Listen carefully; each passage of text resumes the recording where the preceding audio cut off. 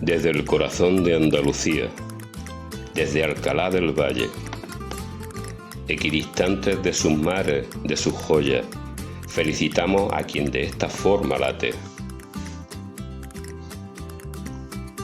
A quienes se sienten andaluces en cualquier parte del mundo, bien llevadas de trabajo en otros campos, bien traídas de turismo en nuestras plazas. Esto va por la humanidad y a ella se lo brindamos. Verde esperanza, blanco de alegría, tierra y libertad por derecho. Arte que no falte, maestría de los afortunados encuentros, bien de interés cultural y patrimonio de la humanidad. Esa es nuestra manera de vivir, lo que ofrecemos, lo que exportamos. Brazos abiertos como olivos cargados, arroyos cristalinos como la voz de nuestra garganta. Tierra vieja que no para de nacer más renovada. Andaluza, andaluces, de cualquier parte del mapa. Andaluzas, andaluces, de la Sierra Gaditana.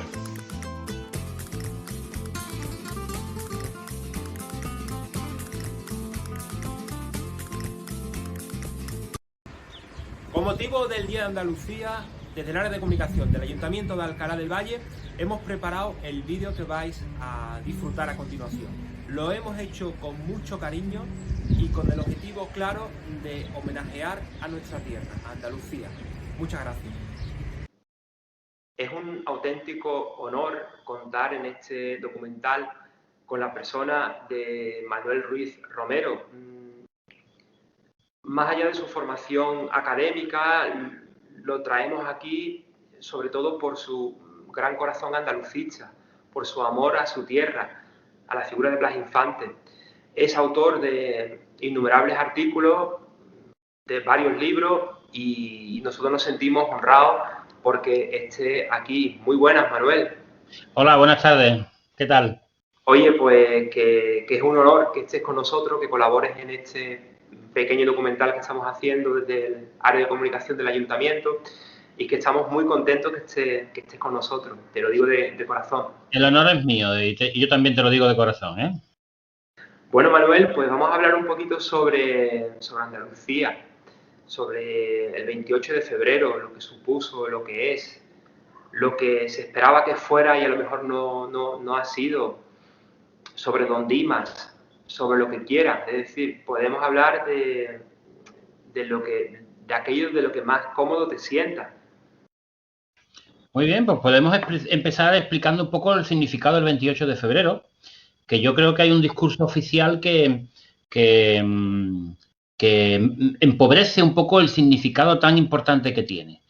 A mí me gusta siempre empezar, cuando hablo del andalucismo, diciendo que nosotros, el andalucismo no es algo nuevo, no es algo que inventara Felipe González o Adolfo Suárez, sino que nosotros tenemos una trayectoria histórica como pueblo que empezó siendo un documento teórico y una reflexión teórica desde la Constitución de Antequera en 1883, que después vino Blas Infante con los centros andaluces e intentó en distintas asambleas, en Ronda, en Córdoba, pues darle forma a ese movimiento a través de unos símbolos y a través de unos principios ideológicos, y que ese movimiento intentó devolvernos la conciencia a los andaluces, la dignidad como pueblo y sobre todo también ser partícipe de ese pasado glorioso que habíamos tenido y enfrentarnos a esa realidad miserable a la que a veces el capitalismo, en cualquier caso, y la pobreza y su desarrollo nos había imbuido a este pueblo andaluz, ¿no? Recordar también que durante la Segunda República nosotros tuvimos un intento o un movimiento en favor de la autonomía. Ese movimiento en favor de la autonomía tuvo también distintas asambleas que finalmente el 18 de julio, con el golpe militar del general Franco y sus militares, pues se quedó un poco en puerta. Como también se ha dicho, si no hubiera habido un golpe militar el 18 de julio, posiblemente la República hubiera tenido un estado de las autonomías muy parecido al que tenemos hoy, ¿no?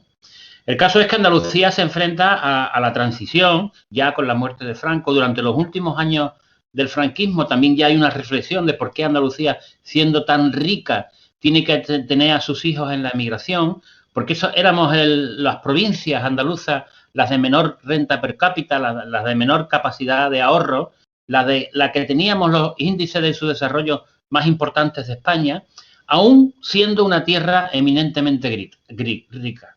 Entonces eso va a movilizar las conciencias de los andaluces y junto a otros formatos más bien culturales como el rock, los cantautores, Archa, Carlos Cano, el teatro, los narraluces, etcétera, etcétera, hay un pensamiento intelectual, práctico, cultural en definitiva, que hace que tomemos conciencia los andaluces del momento histórico que nos disponemos a vivir.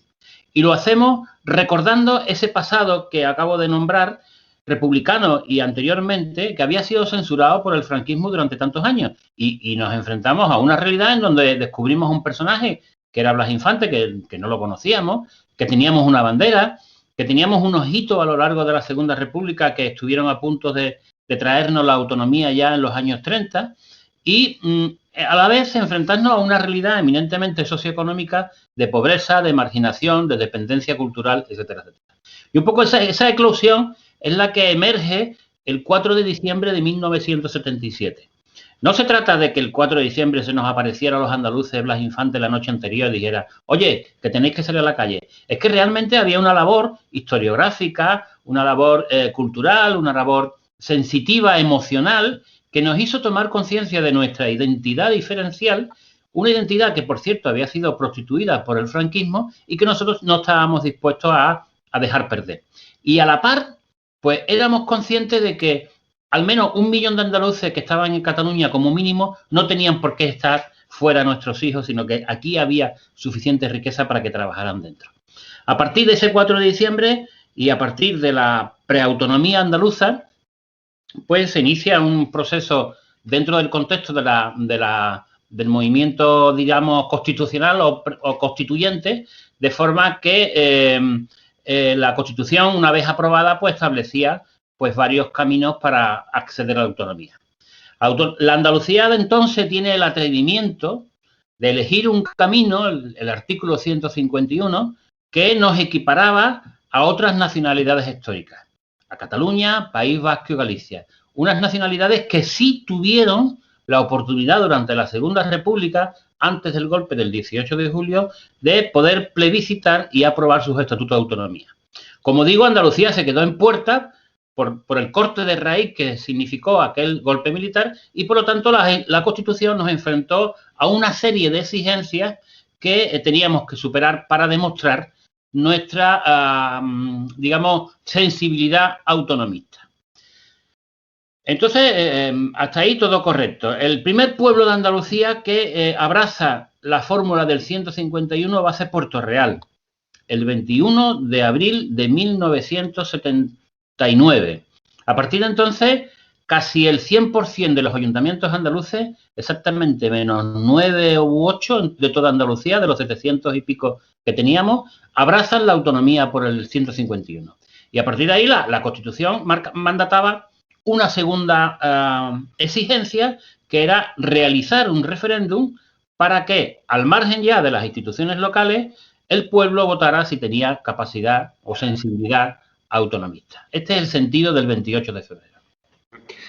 Manuel, no sé si coincides conmigo que el 28 de febrero el Estatuto de Autonomía no llovió del cielo. Has indicado anteriormente que hubo un 4 de diciembre, que tampoco fue casual, que previamente había una conciencia que hace que el pueblo andaluz se movilice mayoritariamente y salga a las calles de nuestra tierra. La lucha, el compromiso de aquellos hombres y mujeres que hicieron posible esta autonomía, probablemente es lo que entiendo al menos que a veces nos hace falta. Es decir, seguimos necesitando de ese empuje, de esa movilización, porque evidentemente hoy en día siguen existiendo razones de sobra para rememorar en cierta manera ese 4 de diciembre. El 4 de diciembre germina del 28 de febrero, pero necesitamos otros 28 de febrero, necesitamos probablemente una actualización de ese estatuto, necesitamos, pero no uno que hicieron hace poco, sino uno que realmente tenga obediencia andaluza, responda a las necesidades reales del pueblo andaluz. Al menos es como yo lo veo. Sí, no te falta razón, si me permites que te interrumpa. Yo siempre digo que el 4 de diciembre puede ser un cumpleaños, un santo, y el 28 de febrero lo mismo, el cumpleaños o el santo de una persona. Yo creo que hay efemérides en la historia de las personas o de los pueblos que nos hacen reflexionar sobre el pasado, el presente y el futuro. Y de alguna forma estas efemérides, entendidas ya el 28 de febrero como el Día Institucional de Andalucía, y entendido el 4 de diciembre también como una propuesta que circula por ahí también interesante de celebrar el Día del Pueblo Andaluz, que es un poco cuasi lo mismo, pues de alguna forma yo también me gusta decir que todos los días son 28 de febrero y todos los días son 4 de diciembre. Es decir, la capacidad de movilización y de reivindicación que Andalucía tuvo en sus momentos preestatutarios, de alguna forma, cuando tenemos el estatuto en marcha y cuando tenemos nuestras instituciones, que es cuando más nos haría falta haber puesto a los partidos políticos, a todos, sean del color que sea, firmes, pues resulta que Andalucía se relaja y hemos perdido objetivamente, pues no voy a decir calidad de vida solamente porque sería muy demagógico, pero sí hemos perdido papel e importancia y peso específico en lo que significa un Estado que hoy por hoy, de forma descentralizada, pues uno de los mayores avances de la España del siglo XX o de la historia contemporánea. Frente a aquellos que quieren quitar la autonomía como un gasto superfluo y como un gasto innecesario, pues hay que decirle que las grandes democracias europeas, por ejemplo, están absolutamente descentralizadas. Y me refiero a Gran Bretaña o a la propia Alemania, ¿no? Yo creo que ahora mismo hay una reflexión que, por un lado, nos moviliza a los andaluces de nuevo, los andaluces a ponernos en clave andalucista. Para mí el andalucismo es la devolución de la conciencia de pueblo a los ciudadanos y a las ciudadanas de Andalucía, no es otra cosa. Y esa conciencia de pueblo va equiparada también a la conciencia de clase. Es decir, el andalucismo nunca ha sido un proyecto de derecha, nunca ha sido un proyecto conservador. Siempre ha estado con el pobre, con el marginado, con el jornalero, con el emigrante, con el parao. No podemos poner el parao a la misma altura de la duquesa de Alba, por decir un ejemplo muy representativo, ¿no? Entonces, yo creo que a partir de la obtención de autonomía, aparentemente y formalmente en pie de igualdad a otras nacionalidades históricas, nosotros, pues, y es una crítica colectiva que nos hacemos todos, nos hemos perdido en cantos de sirena y de alguna forma, pues, nos ha costado demostrar esa capacidad reivindicativa que tuvimos entonces. De hecho... Sí, nosotros, como tú bien sabes, vivimos en un pueblo que es eminentemente migrante. Aquí las familias están desestructuradas en el sentido de que los cabezas de familia, los padres, emigran a Francia, están 6-7 meses trabajando allí, dejan la familia, dejan a sus niños, no pueden darle un besito de buenas noches porque están trabajando en Francia y eso evidentemente tiene unas consecuencias en la educación de los niños.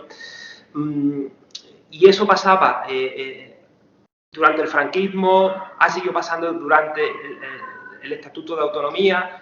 No hemos sido capaces de superar eso, no hemos sido capaces de poner en valor la riqueza a la que tú antes aludías que tenemos.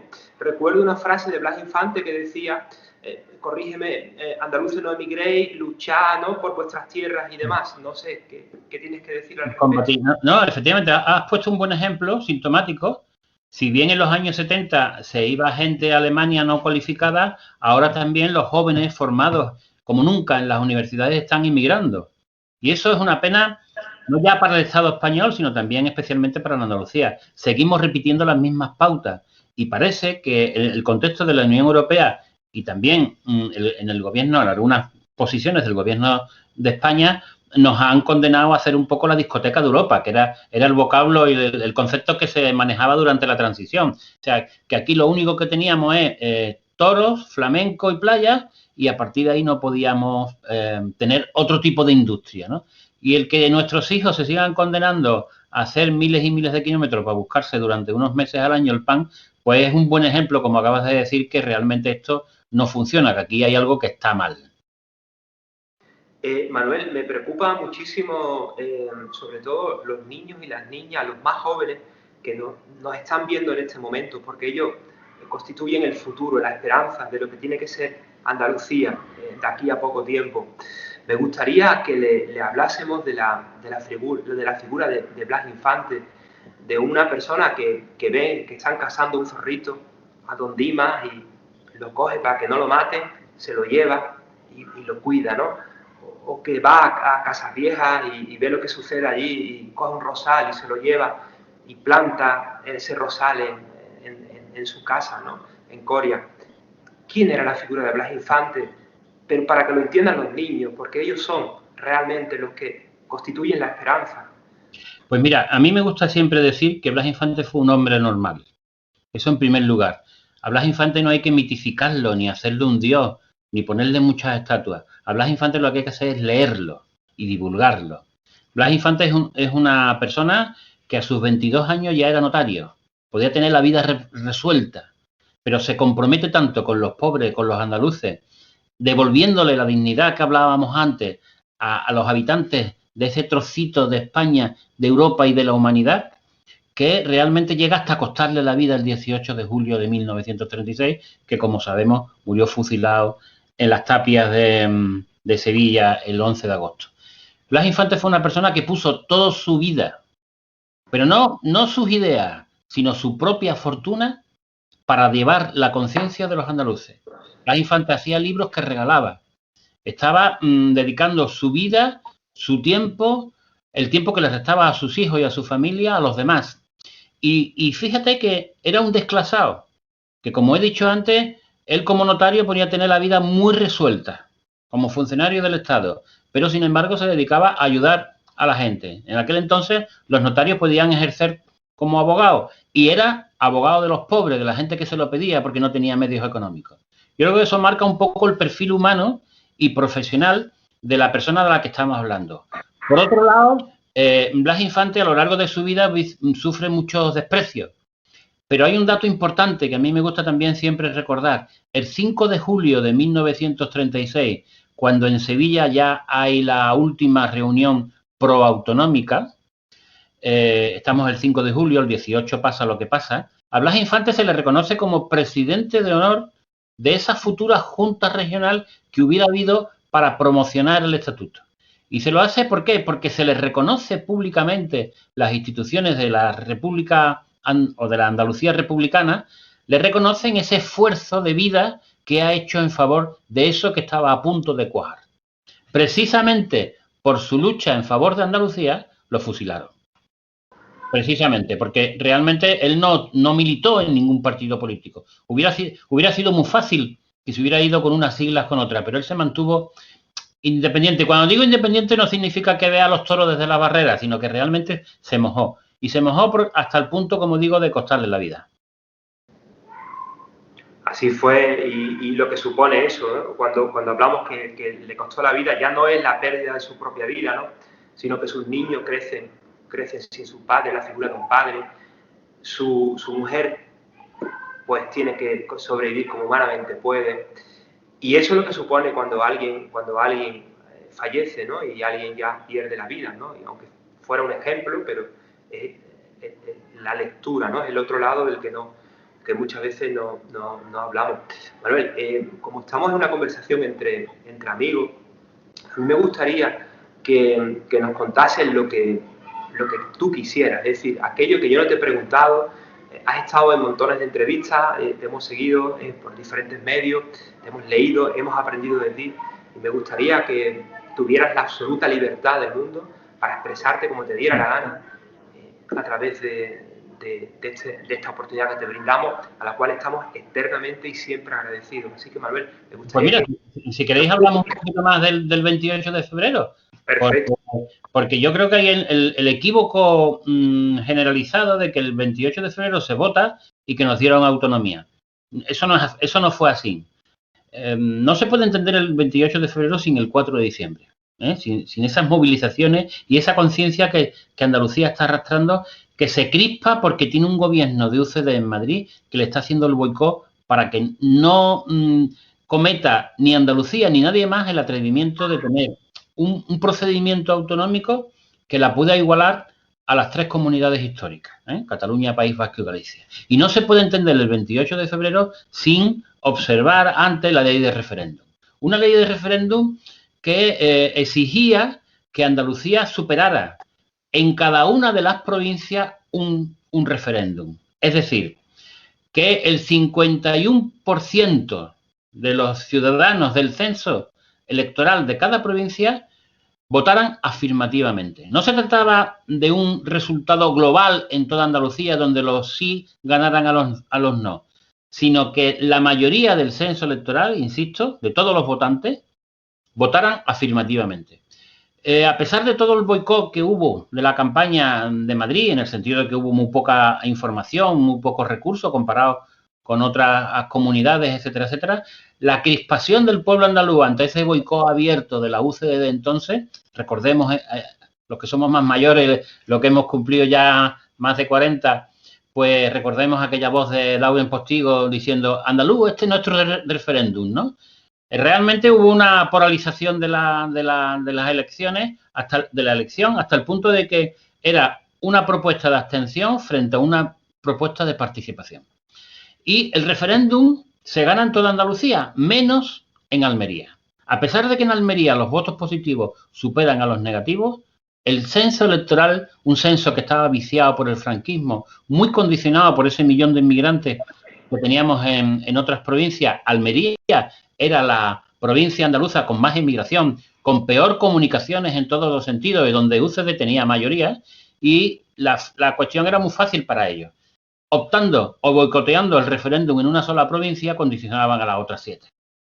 Ese precisamente fue la enmienda que hicieron el Grupo Parlamentario Comunista y el Grupo Parlamentario Andalucista en Cortes, que advirtieron ya en Cortes cuando se estaba redactando la ley de referéndum, diciendo, cuidado, porque esto, la primera comunidad donde se aplica la ley va a ser Andalucía.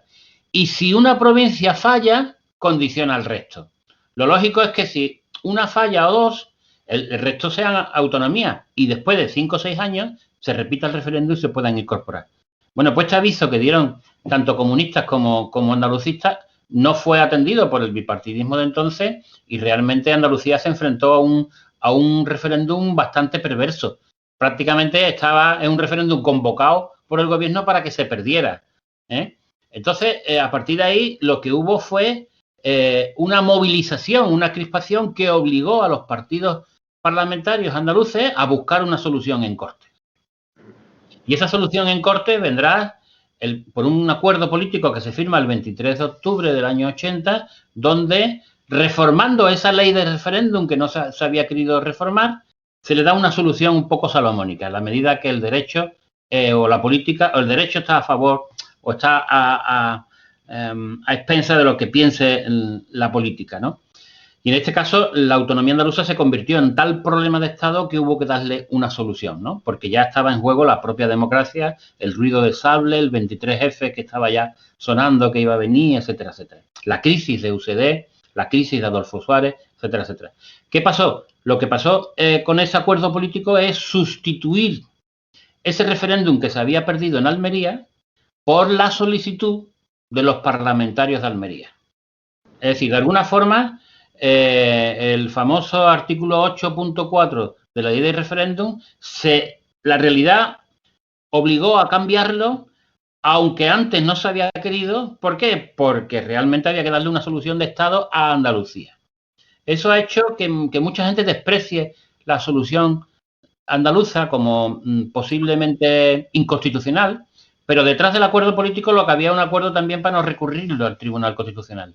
Y en ese sentido no se puede desperdiciar y no se puede malinterpretar de la autonomía andaluza la multitud de manifestaciones y de movilización que hubo durante aquellos meses, ¿no? Porque realmente, de alguna forma, la crisis que provocó el bloqueo de la autonomía andaluza allá por el 28F, habiendo perdido con la ley en la mano la consulta, llega a bloquear la propia democracia en España.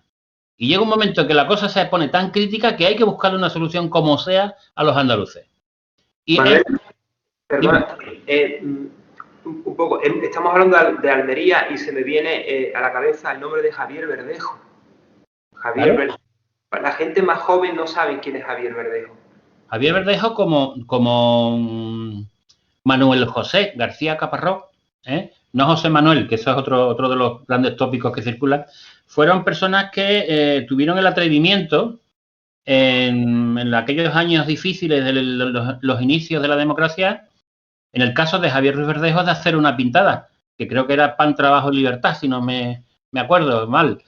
De forma que la palabra libertad no llegó a escribirla porque se escapó un tiro de la Guardia Civil y murió. Lo mismo que pasó en Málaga con el chaval García Caparrós, que estaba en la manifestación, una manifestación que la vivimos de fiesta en muchos puntos de Andalucía, pero que en Málaga, por culpa de un gobernador civil que era muy conservador o muy franquista y que no quería que la democracia avanzara, pues hizo todo lo posible para boicotear y para reventar aquella manifestación. Y claro, le costó la vida a él como le podía haber costado la vida a otros muchos que en aquel momento estábamos en muchas manifestaciones de Andalucía, o sea que...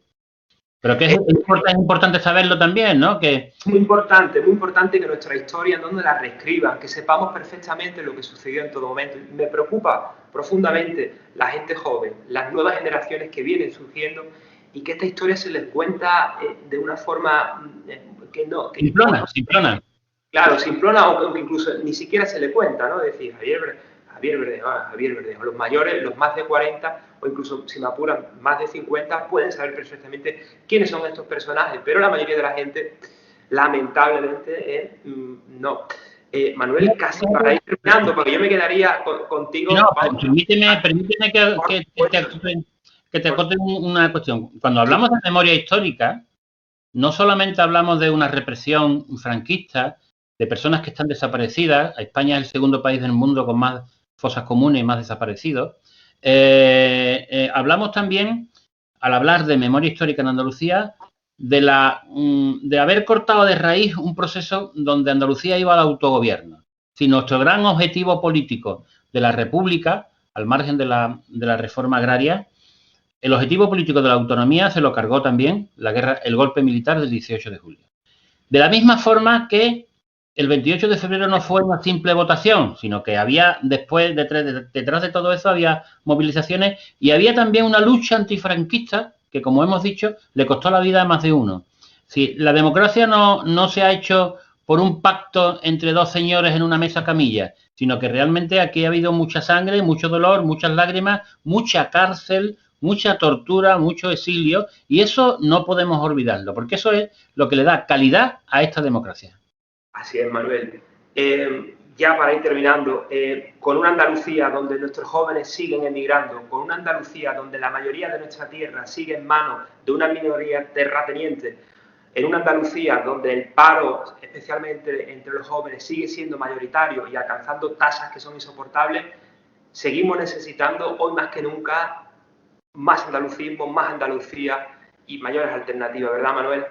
Pues, hombre, yo creo que sí, que precisamente lo que no podemos es consentir que nos maltraten o que se burlen de nuestra identidad, de nuestra habla, o que sigamos soportando los mismos tópicos que soportábamos durante el franquismo, que estamos todo el día durmiendo la siesta y todo el día de fiesta. O sea, aquí por lo visto no somos un pueblo trabajador. Sin embargo, parece que nos tenemos que ir al extranjero o a Cataluña a levantar otras tierras, ¿no? Yo creo que el enfrentarnos los andaluces a nuestra propia realidad es un poco el mensaje también de Blas Infante, y por eso hay que hacer una relectura de los textos de Blas Infante, no a ojos del siglo XX, sino a ojos del siglo XXI. Blas Infante fue un gran anticipador de ese mundo intercultural que estamos viviendo. Fue un gran anticipador de esa dignidad que los andaluces seguimos necesitando y de esa solidaridad que muchos partidos intentan romper enfrentándonos a unas ciudades entre otras, a unos pueblos entre otros. Yo creo que cuando, como se suele decir, cuando Andalucía se resfría o cuando Andalucía estornuda, España se resfría. Pues lo mismo, hay pueblos que con menos se venden mejor y saben estar en la picota y saben estar ahí. Yo creo que de alguna forma el 28 de febrero nos tienes que servir a todos los andaluces y andaluzas a sentirnos un poquito más orgullosos y a ejercer nuestra condición de andaluces todos los días, sin vergüenza, pero no siendo más que nadie, pero tampoco menos. Andalucía como además. Pues nada, nosotros darte las gracias de corazón y sabes, Manuel, lo que me gustaría, poder darte un abrazo en persona, ¿eh? Y espero que eso sea realidad más pronto que tarde, porque te lo mereces y porque me pareces una persona maravillosa que lleva Andalucía por bandera siempre, allá donde esté, y necesitamos a mucho Manuel Ruiz. Así que gracias de corazón y ojalá nos veamos muy pronto. Gracias a vosotros y gracias también a todas las personas que nos puedan ver. Gracias. Muy buenas, compañeros, compañeras. Un placer estar con vosotros y vosotras de nuevo, con los amigos, los compañeros de Alcalá del Valle, y además haciéndolo, celebrando este día tan grande, el día nuestro, de nuestra patria, tanto los que defendemos y celebramos el 4 de diciembre, como los que celebramos el 28 de febrero. Creemos que todos los días son el día de nuestra patria, el día de nuestra tierra, y por supuesto seguiremos al pie defendiéndola donde sea necesario. Un placer, como digo, estar con vosotros y vosotras, y ojalá más pronto que tarde podamos vernos cara a cara, podamos vernos allí en Alcalá, y que sigamos disfrutando de la música, de la poesía, de la literatura, porque si de algo entiende esta tierra es de cultura, y nuestra tarea, en mi caso como cantautora, es poder conservarla, poder difundirla y sobre todo poder aprenderla. Muchísimas gracias, de verdad. Salud. Ni héroe, ni líder, ni mito, solamente un hombre andaluz. El ideal andaluz humaniza la cultura andalucita. Mira a su alrededor donde se mezcla el dolor con las ganas de lucha, impotente, sediento de vida, de pan, de justicia, de libertad. ¡Viva Andalucía libre! ¡Pedid tierra y libertad! ¡Vamos, compañeros! ¡Marchemos unidos! ¡Ganaremos esta guerra bajo el sol de nuestra tierra, Andalucía! ¡Viva Andalucía libre! ¡Pedid tierra y libertad! ¡Vamos, compañeros! ¡Marchemos unidos! Nuestras raíces no se pierdan bajo el sol de nuestra tierra, Andalucía. Andalucía. La bandera blanca y verde que renace con la paz y la esperanza, aflorando los sueños de esta tierra con lágrimas sembradas. La carretera de Carmona no acabó con la esperanza, la palabra fue su arma y ni quitándole la vida pudieron jamás retirarle su libertad. ¡Viva Andalucía libre!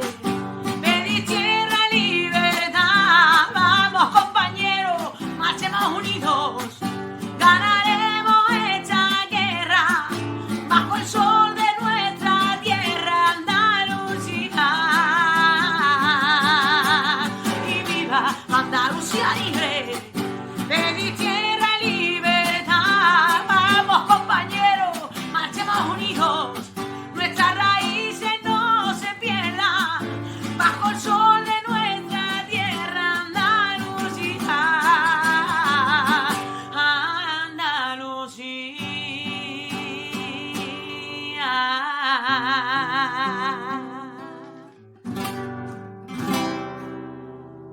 ¡Viva Andalucía libre! Claro que sí, viva nuestra tierra.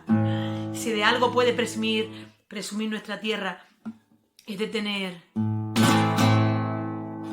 ese arte, esas ganas por conservar lo nuestro, ese lenguaje popular que solo un andaluz, solo una andaluza sabe usar. Y si me permitís compartir con vosotros esta canción, ya que este año además estamos un poquito con la añoranza de que no hemos tenido carnavales en casi ninguno de nuestros pueblos, Quiero compartir con vosotros esta coplilla de carnaval, ese lenguaje popular del que os hablaba, que hoy mi comparsa se ha quedado sin salir, una comparsa que tengo de mi pueblo, de Guillena, pero que esta letrilla escribí hace unos años y desde luego sigue estando tan vigente como desde entonces. Dice así.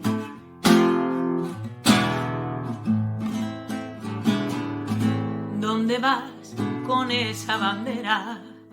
No sabes ni cuántas franjas tiene, no sabes qué representa, tampoco de dónde viene. Vete a estudiar un poquito, luego vuelve y me entretiene. ¿Dónde vas con esa bandera? Sacándola a pasear, reprimiendo como siempre al que lucha, al que siente, que con unas cuantas hostias seguro que aprenderá. Ojalá esa bandera sirviera para defender a tu pueblo del paro, le quitará el hambre del pecho, le librará de las listas de espera en sanidad. Son más de 40 años que el dictador, atado y bien atado luego, si saliera a la calle por unas escuelas dignas, por un trabajo seguro que no arruine tu vida. Si saliera a la calle y gritar sin ningún miedo, a la cárcel los corruptos y que devuelvan el dinero, respetaré a cada pueblo como si fuera el mío, mientras saldré cada día a defender a mi tierra, a mi patria, a mi país, que es donde está mi raíz. Andalucía, Andalucía. ¡Viva Andalucía libre! ¡Salud! A continuación os voy a dejar con mi compañera Isma. Ella os tiene preparada una serie de cositas que estoy seguro que os va a gustar. Hola, buenas y feliz día de Andalucía a todos. Bueno, pues os voy a pasar con un vídeo donde hemos querido reflejar lo que es ser andaluz. Queremos mostraros nuestra cultura, nuestra gastronomía, nuestra forma de vida y sobre todo el arte que tenemos en nuestro pueblo blanco de la Sierra Gaditana, que es Alcalá del Valle. Os voy a pasar el vídeo, pero antes quería agradecer a todas las personas que han colaborado para que este proyecto se lleve a cabo. Así que muchísimas gracias.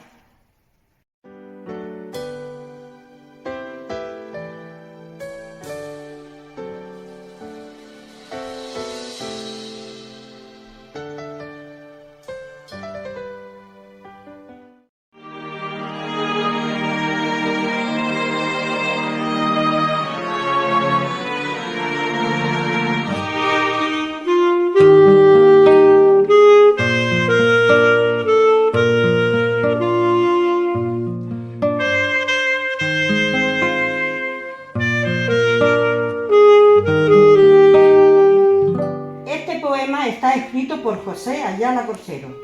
Se titula Soy Andalucía. Soy Andalucía porque tengo la A grabada a fuego en el arte. La N cuando digo no, ante la injusticia y la barbarie. Soy Andalucía porque llevo la D de democracia en la sangre. La A de amor por mi gente, pueblos, montes y valles. La L de locura por esta tierra, de cielo azul e inmensos mares. La U de unión, cuando alguien sufre y hay que ayudarle. La C de mi corazón latiendo, al compás de mi acento al hablarte. Soy Andalucía porque llevo la I de la ilusión, poniéndola en todo lo que se trabaje. Y por último la A de autoestima, porque soy más grande que nadie. Soy Andalucía.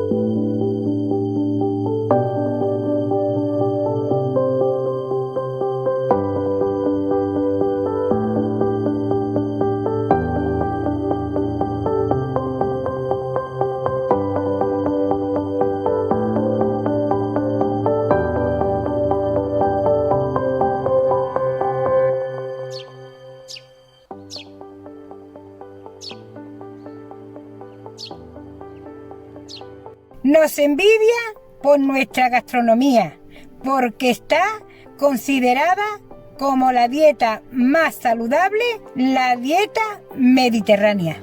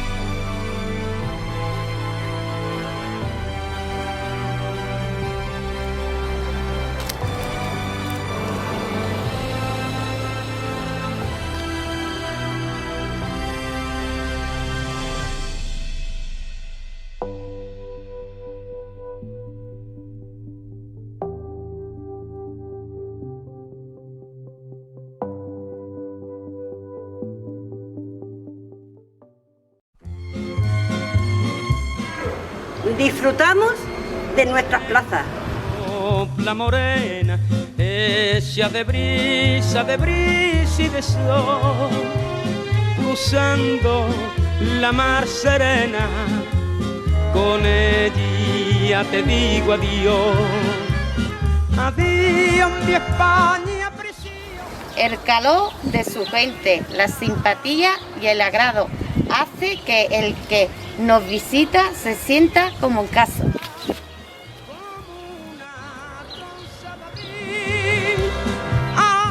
La vida es más tranquila, se respira un aire más puro. Estamos en contacto con la naturaleza y podemos disfrutar de unos hermosos paisajes.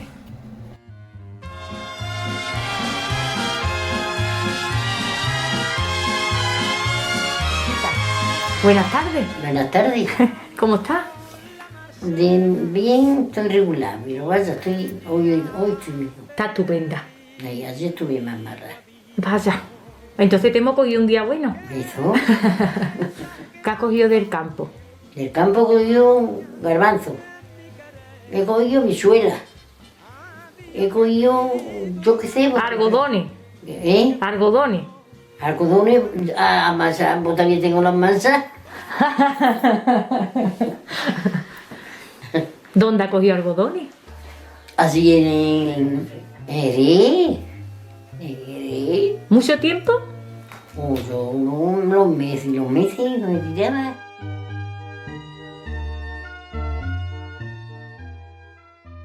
Cuando te pase todo lo que te pise en la mano, desde luego lo tiras. Pero como el día que me llamó para que ella me viera, pues llevaba un eso de plato y lo tiré.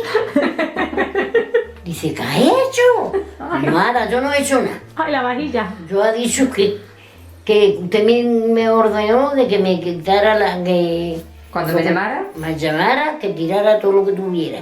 Pues yo me he pillado los platos y la he tirado. Y así. Y ahora me lo dijeron, por esto hace lo que le da la gana.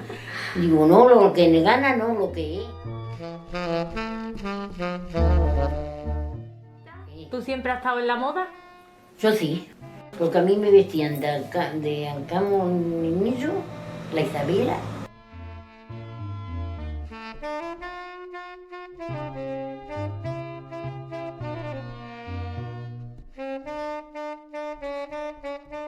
Y yo, la verdad, he estado con ellos pegados. Ellos me han querido mi musa y Rafalito, un pa' descanse. O no veas cómo me llevaba yo con él. Esto es para la niña, esto para la niña. Y yo le compraba y decía, compraban la tela, iban las gitanas esas, para las telas, y compraba ella. Y la madre, esta niña, pues esta niña. Pero tú, ¿por qué vas a comprar eso? Digo, para la niña, para hacerle un trajecito. Y me hacía a mí la ropa y todo. Y ella, todo, esto como diversión mi madre. El Manolo, ese sí, me mandó a coger ese oficio que tenía ella, él, pues hoy tiene que limpiarlo de los conejos y esas cosas. Y yo cogí ese. No, como ese, mira, ni con 2 copias. No la quiere que... ¡Mírala, mamá! Como está Manolo. ¡Guau! ¡Mira a la niña! Y que no se hace caso, no se hace. No me hago caso, porque a mí me da susto, como me da susto no lo cojo. Ahora tú lo coges si lo quieres coger. ¿Está viendo, mamá? ¿No está viendo? Lo que hace, lo que le da la gana a ella. Y era todo eso así, con ellos. Yo sí, yo me llevo muy bien con la vida.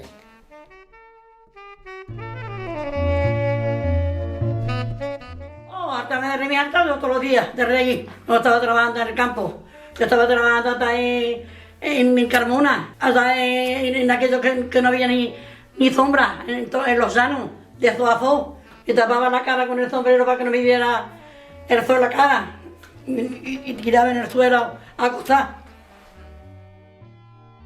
Todo eso. Menos coser y después todo eso.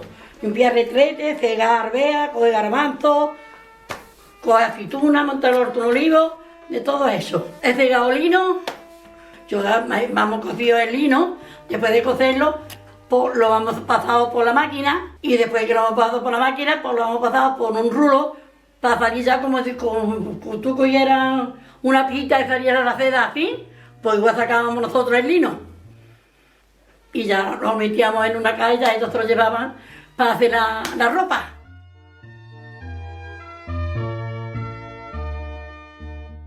¿Usted ha ido a lavar la Fuente Grande? ¿Qué? Yo sí, he ido a lavar la Fuente Grande. La rodilla en el suelo y pum, pum, pum, pum, pum, pum. Ya está. Y aquí estoy. ¿Y se juntaba allí con las vecinas? Hombre, allí nos juntábamos todos los lavaderos llenos de gente. Enfrente a un lado y a otro. Y el arroz corriendo del agua.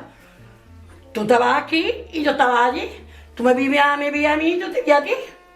Allí hablábamos de todo. Ah, está. Como no hay otra cosa, nada más a lavar, a salar y a cantar.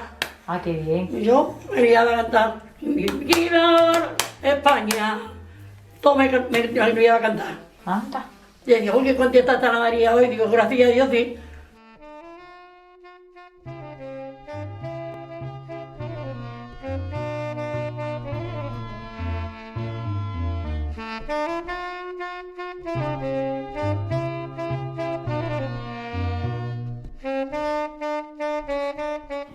Alcalá, pueblecito gaditano, es del valle mi Alcalá,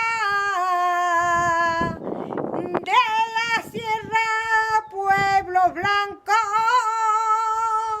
donde mora la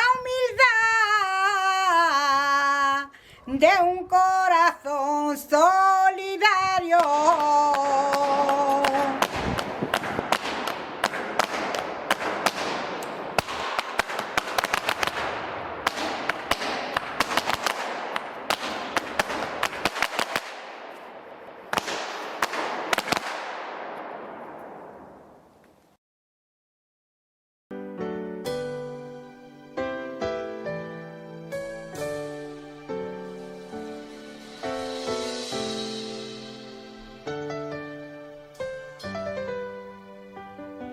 La bandera